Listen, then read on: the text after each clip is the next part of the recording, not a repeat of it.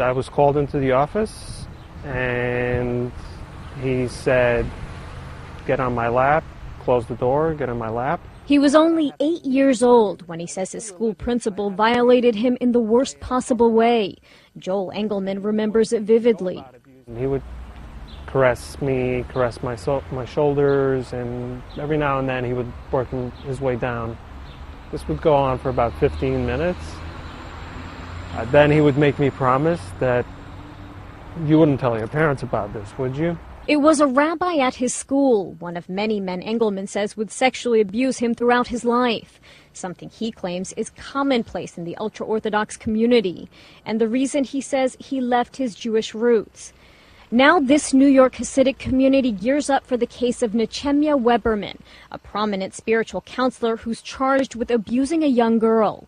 So we're just hoping and praying that this case will prove a point.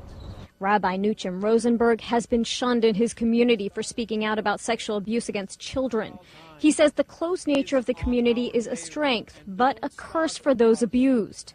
The fact that it's so closely knit has a very big problem of coming out. There are about 250,000 ultra-Orthodox Jews living in Brooklyn, the largest community outside of Israel. They've isolated themselves from outsiders. They have their own schools, police, and court system. That isolation makes it hard for prosecutors. The community is so insular, so closed. The abuse often was had in a yeshiva school or in a synagogue, and within days the victim would be identified, and then there would be this intimidation and harassment and threats, and lead to the abandonment of the case. But District Attorney HYNES' critics say he isn't doing enough and is too close to powerful rabbis.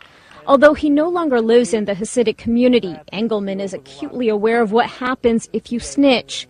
And as the Hasidic community rallies around Weberman and ostracizes his accuser, victims like Engelman watch closely to see if it's possible for things to change. As long as the environment in the community is that to protect the abuser and to immediately doubt and threaten the victim, this is just going to keep going on. In Brooklyn, New York, Bonnie Ghosh, Associated Press.